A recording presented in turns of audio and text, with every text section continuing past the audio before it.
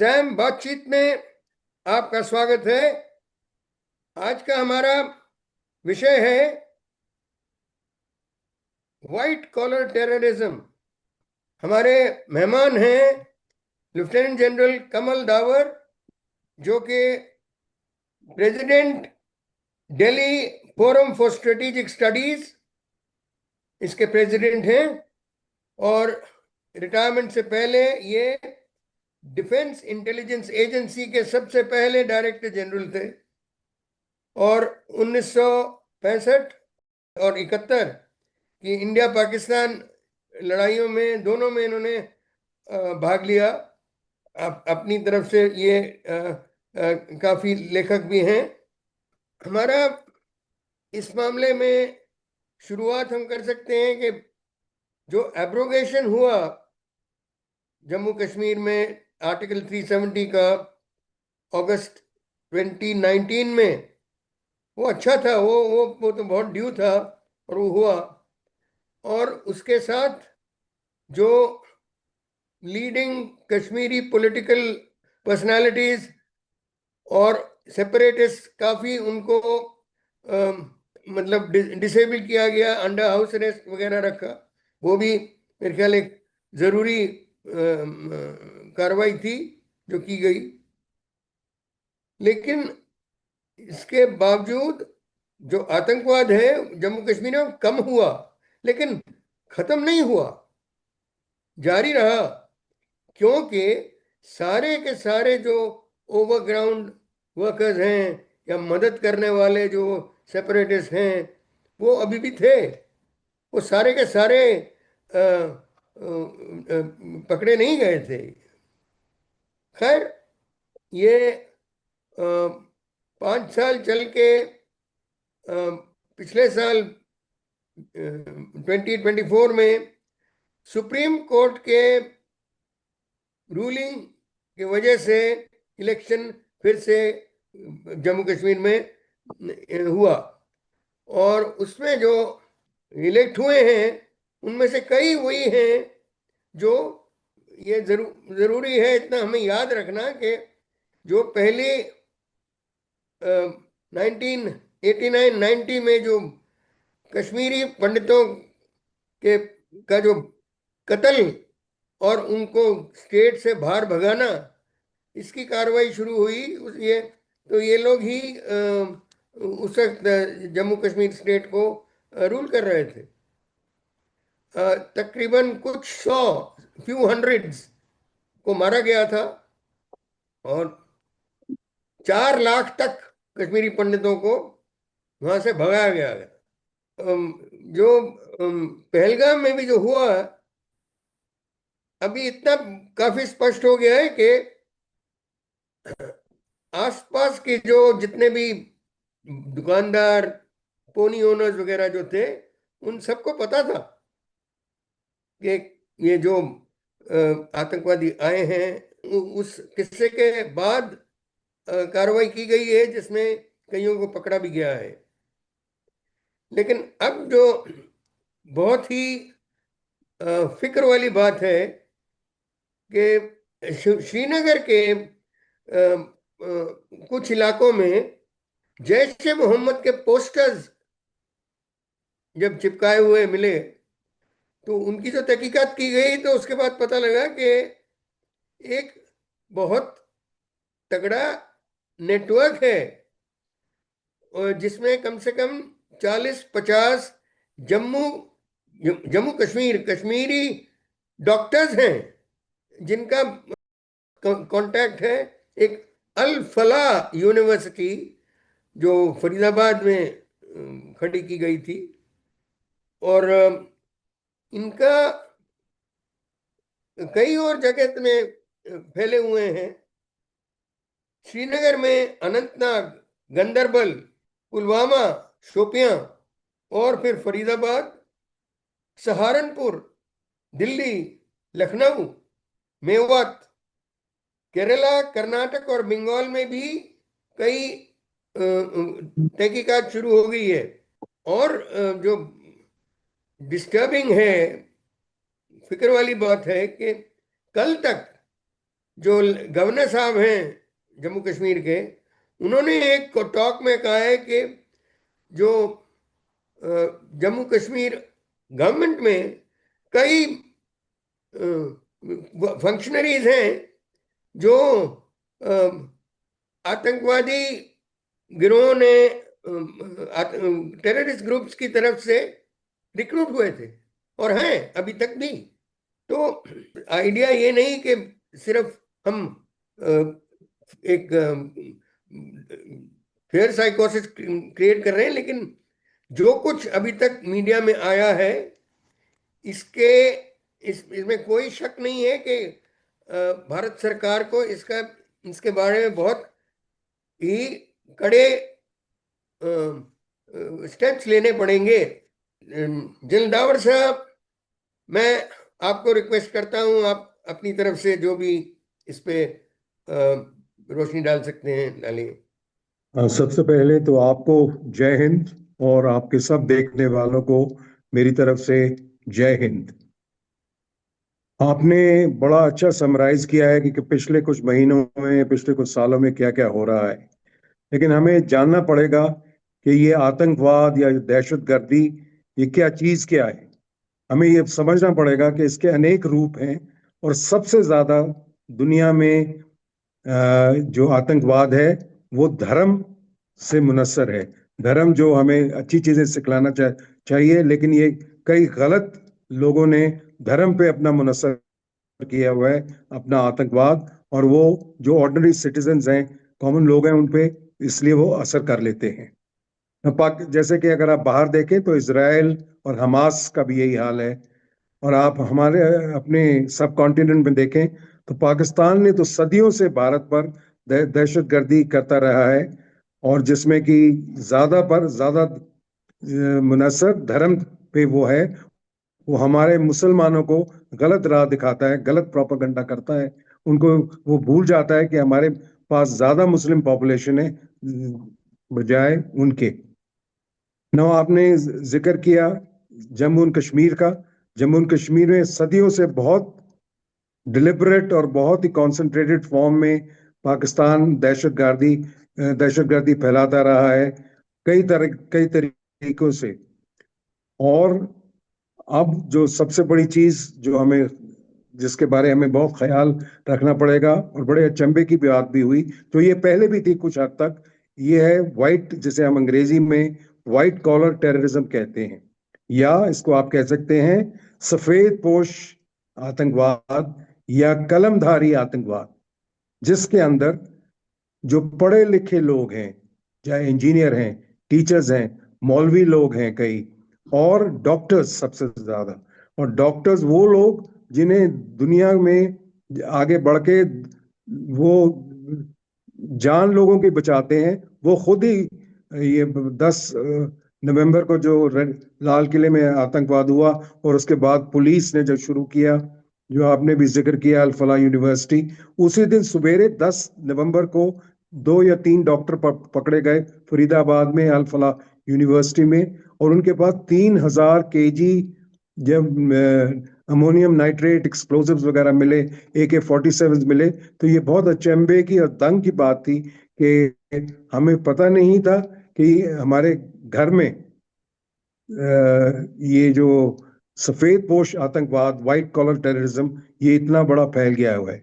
और इसमें मैं पुलिस को, अपनी इंटेलिजेंस एजेंसीज को अपनी तरफ से शाबाशी देने की कोशिश करूंगा कि उन्होंने बहुत अच्छा काम किया। फट से उन्होंने जम्मू एंड कश्मीर के साथ उनके लिंक स्थापित किए, और ये भी पता लगा कि ये सिर्फ जम्मू एंड कश्मीर में नहीं है, ना केवल फरीदाबाद अल्फोला में है, लेकिन 5 स्टेट्स में ये नेटवर्क फैला हुआ है। तो ये तो अभी तक हमने इनके बारे में इतना पता किया है कि ये 5 स्टेट्स में ये व्हाइट कॉलर टेररिज्म, ये सफेद पोश आतंकवाद का नेटवर्क फैला हुआ है, और अभी भी पुलिस लगी हुई है। और अब आगे हमें बहुत ही चौकन्ने रहना होगा, अपना सिक्योरिटी का, अपना इंटेलिजेंस का, इस तरह से। और कई चीजें हैं आगे, जैसे आप मुझे सवाल करेंगे मैं आपको अपने राय पेश करूंगा कि ये आतंकवाद बहुत खतरनाक किस्म का है। क्योंकि हम लोग पहले हमेशा ये सोचते रहे हैं कि आतंकवादी को कुछ पैसे दे दो, गरीब आदमी है, वो आतंकवाद में हिस्सा ले लेगा, सिवाय उसको थोड़े पैसे फूसे दे के, वो सेंट्रेट है, ज्यादा पढ़ा लिखा नहीं है, और वो उसको आपने गलत कोई प्रोपेगेंडा करना है, गलत आप उसको रेडिकलाइज करना है, तो बड़ा आसान था। लेकिन ये कहना कि अब जैसे हमें पता लगा है, जैसे मैंने कहा पहले भी था, लेकिन अब इतना बुरी तरह फैला हुआ है कि कश्मीरी कुछ डॉक्टर्स वगैरह पकड़े गए हैं, और वो कोशिश कर रहे थे अपने, उनका जो हैंडलर्स हैं वो तो पाकिस्तान में ही है, जैश ए मोहम्मद वगैरह के, और आईएसआई उनका सबसे बड़ा हैंडलर है, तो वो तो करेंगे ही। और अब जब से जनरल असीम, फील्ड मार्शल असीम मुनीर ने आए हैं पाकिस्तान में, उन्होंने सब कुछ, उन्होंने अपना कानून बदल दिया, कॉन्स्टिट्यूशन बदल दिया 27th अमेंडमेंट के बाद। तो वो तो इंटेलिजेंस एजेंसी में हेड करते थे पहले पाकिस्तान की, उसके बाद उन्होंने चीफ बने, और अब उन्होंने तकरीबन पूरा कब्जा कर लिया है पाकिस्तान पे। तो इसलिए हमें पूरी तरह से चौकन्ने रहना पड़ेगा कि याद रखिए कि इंटेलिजेंस एजेंट्स जो होते हैं, एजेंसी के जिन्होंने सारी उम्र इंटेलिजेंस में काम किया है, वो कोई स्टेट्समैन नहीं होते। उनको सिर्फ होता है कि कहाँ दहशतगर्दी करें, कहाँ कैजुअलिटीज करें सिविलियंस के अगेंस्ट, इनोसेंट्स के अगेंस्ट। तो हमें आसिम मुनीर के आने के बाद अब जरा हमें बहुत ही चौकन्ना रहना पड़ेगा। अम, बहुत बहुत शुक्रिया सर, आपने बहुत कुछ अभी वर्णन किया है।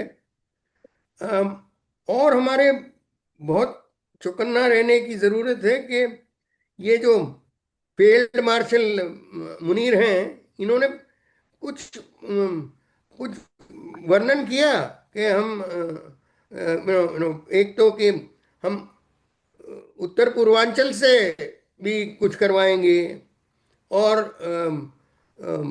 कुछ औरतों का, औरतों की भर्ती यहाँ बढ़ाई जाएगी। और उसका सबूत तो अभी मिल गया है, क्योंकि एक लेडी डॉक्टर हैं जो पकड़ी गई हैं। और कितनी उन्होंने अभी तक कितनी डॉक्टर शहीद। लेडी प्रोफेशनल्स को रिक्रूट किया है, अभी तक रिपोर्ट नहीं हुआ। लेकिन अभी इसमें कोई शक नहीं है कि तहकीकात जो है ये बहुत गहराई में करनी पड़ेगी।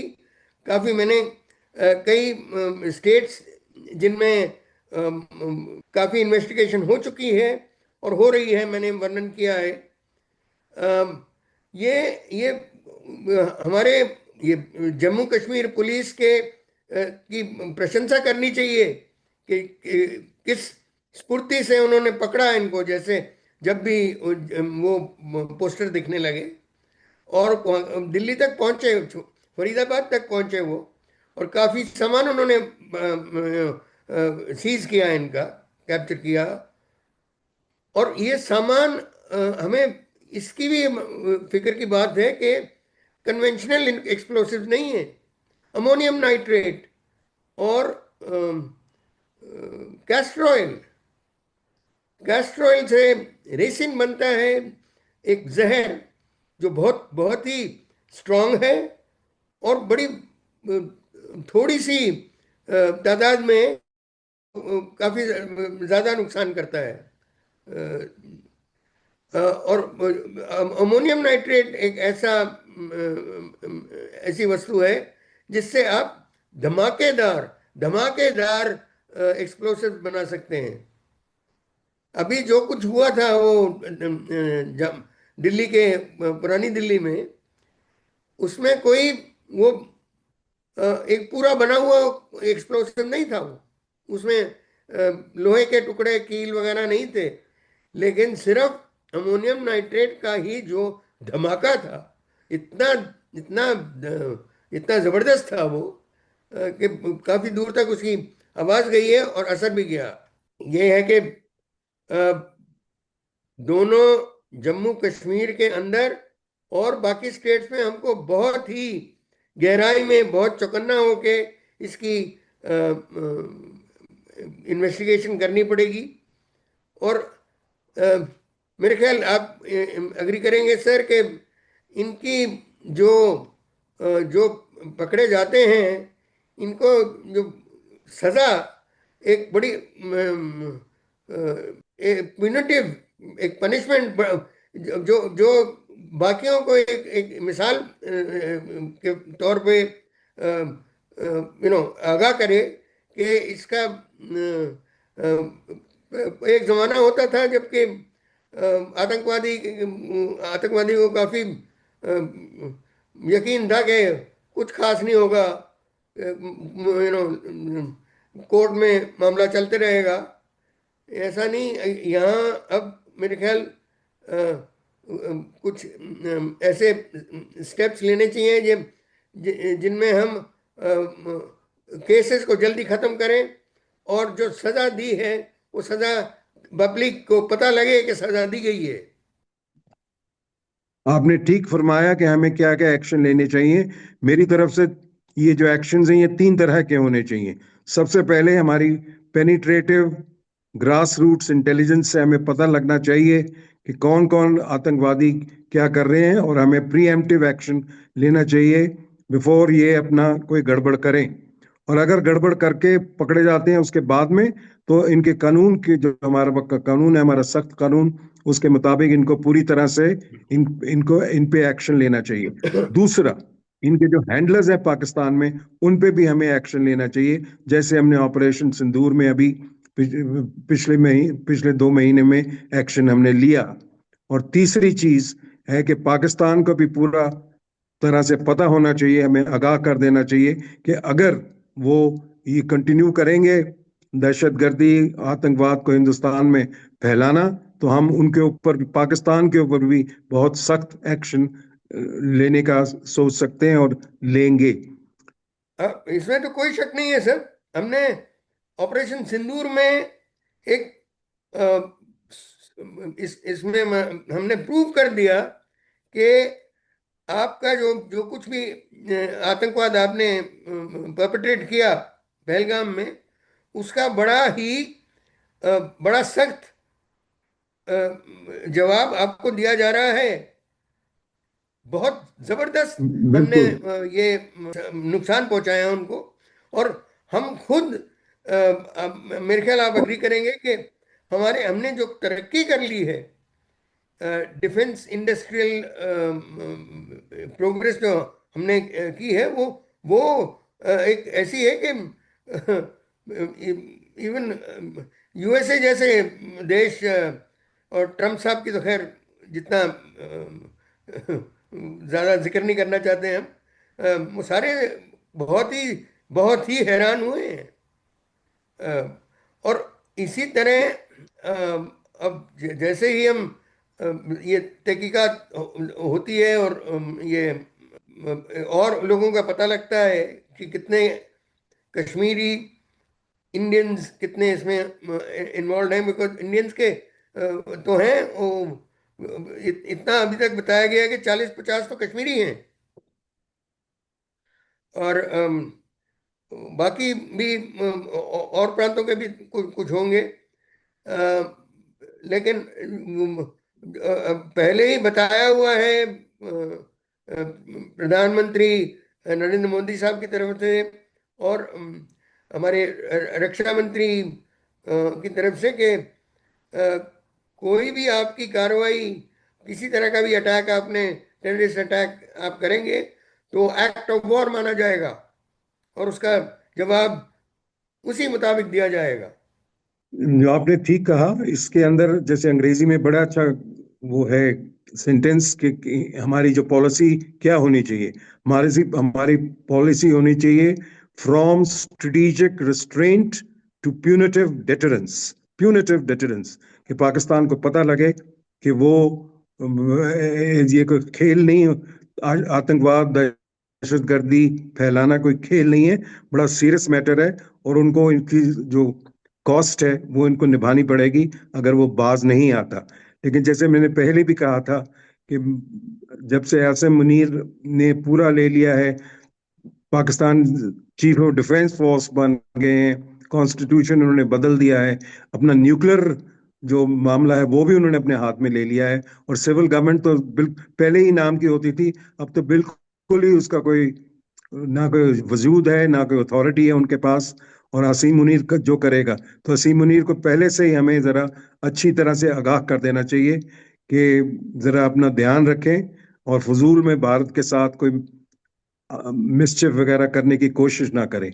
और इसी इसी लिहाज में सबसे बड़ी चीज हमें होगी कि हमें अपने जो सिक्योरिटी फोर्सेस हैं, इनकी काबिलियत, इनकी मॉडर्नाइजेशन के लिए सरकार को खूब पैसा, कैपिटल बजटिंग देनी पड़ेगी, जिससे कि हम मॉडर्न वेपनरी लें आर्मी, नेवी, एयरफोर्स के लिए, और जिससे कि पूरी तरह से डेटरेंस हम हासिल कर सकें पाकिस्तान और चीन के बरखिलाफ भी।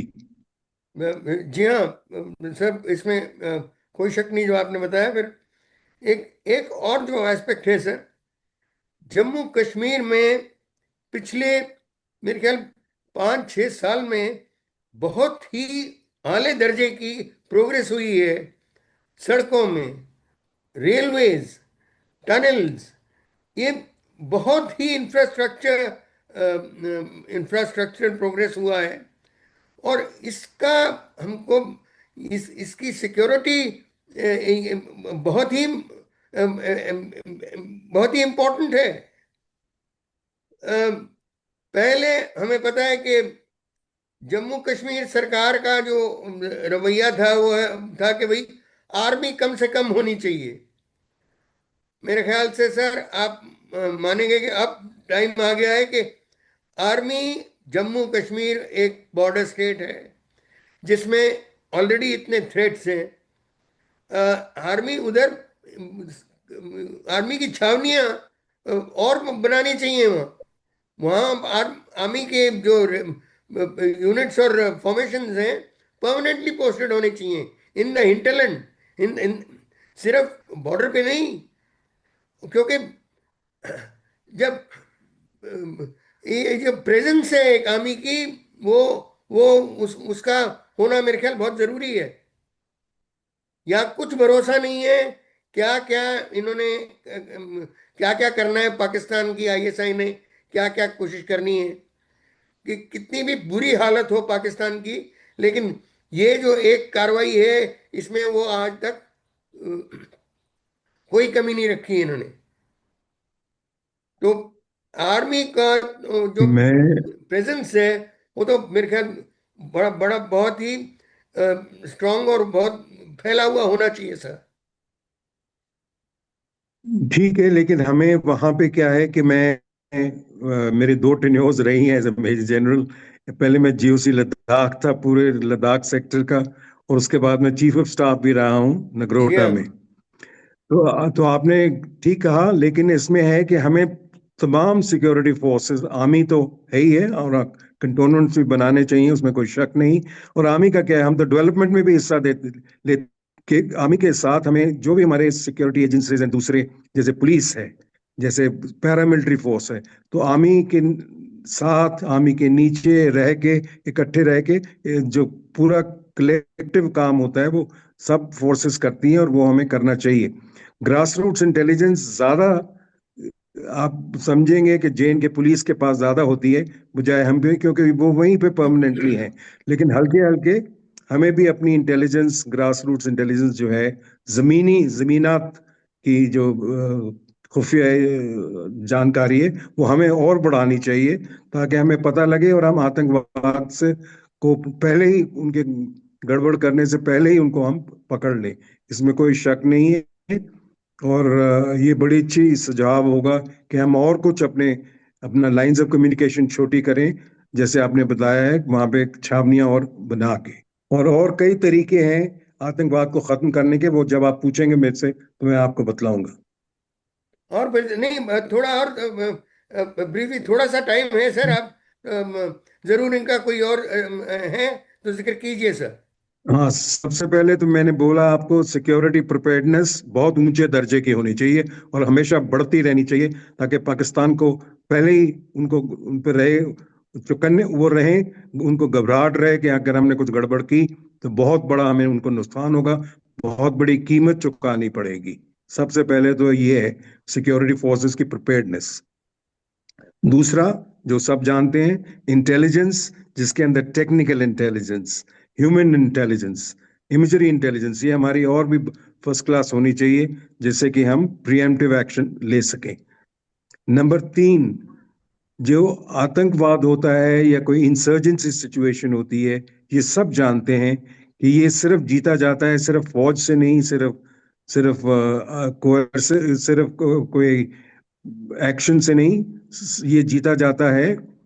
आप अगर विनिंग, जिसे अंग्रेजी में हम बोलते हैं winning the hearts and minds of people, यानी कि जो हमारी पॉपुलेशन है उनका दिल और उनका दिमाग हमारे साथ होना चाहिए। वो है, इसमें कोई शक नहीं है, लेकिन हमें और भी कोशिश करनी चाहिए ताकि वो दिल और दिमाग उनका पूरा भारत के साथ हो। जब आपने, सर ये तीसरी बहुत इम्पोर्टेंट, अगर मैं आपसे ये रेडिकलाइजेशन अभी भी है सर, ये winning of hearts and minds को और बढ़ाना पड़ेगा। ये रेडिकलाइजेशन को दूर किया जाए सर, नहीं तो ये कई तो इसमें ये जो डॉक्टर्स हैं, ये कई हैं जो पहले दिनों में पत्थरबाजी में एज स्टूडेंट पत्थरबाजी में भी इन्वॉल्व थे। सो ये हाँ, वो आपका जो हार्ट्स एंड माइंड का ये बहुत ही इम्पोर्टेंट है कि ये रेडिकलाइजेशन को टारगेट किया जाए। हाँ ना, देखिए जो रेडिकलाइजेशन आप कहते हैं कि जैसे, क्योंकि आप सफेद पोस्ट रेडिकलाइजेशन हुआ है, वो जरा घबराहट की, ये मतलब कंसर्न की चीज है हमारे लिए ना। इसमें मैं समझता हूँ कि हमें हमारी सरकारें जो पहले भी रही हैं, अभी भी रही हैं, अभी भी हैं, उन्हें रीच आउट करना पड़ेगा पॉपुलेशन को। किस तरह से? देखिए, आप देवबंद है, वहाँ के कई मौलवी हैं, कई क्लरिक्स हैं, कोई सारे तो बिकाऊ नहीं है कि बिके हुए हैं या कि उनका गलत ख्यालात है, बिल्कुल नहीं। वो भी पैट्रियोटिक हैं, वो भी हमारी तरह देश को, देश प्रेम में लगन है, मगन है, लेकिन उनको भी हमें भेजना चाहिए मदरसों में जो कश्मीर में है, मौलवी इसको भेजना चाहिए। और साथ में जो पॉलिटिकल सियासतदान हैं, जो इम्पोर्टेंट सियासतदान है, उनको भी हमें इकट्ठा करके उनको भेजना चाहिए। वो जाएं, गांव में जाएं, स्कूलों में जाएं, मदरसों में जाएं, और उनको बताएं कि भाई भारत हमारा देश है, सब कुछ हमारा यहाँ है। जब हम कहते हैं कि हमारे पुरखों की हड्डियां, कब्रें हमारी यहाँ पे हैं, तो ये मिट्टी जो है ये सबके लिए है। इसलिए आप मेहरबानी करके कभी भी प्रोपेगेंडा में मत पड़ें। जो पाकिस्तान ओवरग्राउंड वर्कर्स बनाता है वहां पे पैसे पूसे दे के, खौफ दे के और पैसे दे के, तो उसको भी हमें कम करना पड़ेगा। तो इसलिए हमें रीच आउट तो करना पड़ेगा अपनी पॉपुलेस को और भी ज्यादा। और इसमें कोई, किसी को कोई शक नहीं होना चाहिए कि जो मेजॉरिटी पॉपुलेशन है अपनी जम्मू कश्मीर की, वो भारतीय है, पूरी तरह से भारतीय, जैसे आप और मैं हैं। लेकिन हमें उनको जितनी अच्छी गवर्नेंस गवर्नेंस हम दे सकें, जितनी फैक्ट्रियां ला सकें, जितनी हम एम्प्लॉयमेंट अपॉर्चुनिटीज दे सकें, वगैरह वगैरह, वो हमें करनी चाहिए खुल के, बड़े दिल से। लेकिन जो भी अगर कोई पाकिस्तानी प्रोपेगेंडा के सुन सुना के वो अपना को गड़बड़ करने की कोशिश करता है, तो उसको कानून के मुताबिक सख्त से सख्त सजा होनी चाहिए, इसमें कोई शक नहीं है। तो इसलिए सिक्योरिटी, इंटेलिजेंस और तीसरी जैसे चीज हमने बताई आपको, दिल और दिमाग को उनका जीतना, तो ये को करना ही पड़ेगा। और हमें और भी करना पड़ेगा। और हमें अपने मुसलमान जो कि चाहे यूपी हैं, दिल्ली में हैं, कहीं और हैं, उनको भी जाके हमें भेजना चाहिए वहां पे, और वहां वो रहें, और लोगों को सही बताएं कि पाकिस्तान में देखो क्या हो रहा है, ना खाना मिलता है, ना कुछ मिलता है। वो सिर्फ धर्म का नाम इस्तेमाल करते हैं अपनी दहशतगर्दी और आतंकवाद के लिए, और वहां पे कुछ नहीं है। सब कुछ यही हिंदुस्तान में ही मिलेगा हमें, आपको। तो इसलिए पूरी तरह से आप हम मेन स्ट्रीम में रही है। बहुत बहुत शुक्रिया सर, बहुत कुछ आपने जिसका वर्णन किया। अ, और हम इस पे नज़र रखते रहेंगे। आपका बहुत शुक्रिया, थैंक यू। जय हिंद सर। Thank you. जय हिंद। Thank you. धन्यवाद। जय हिंद।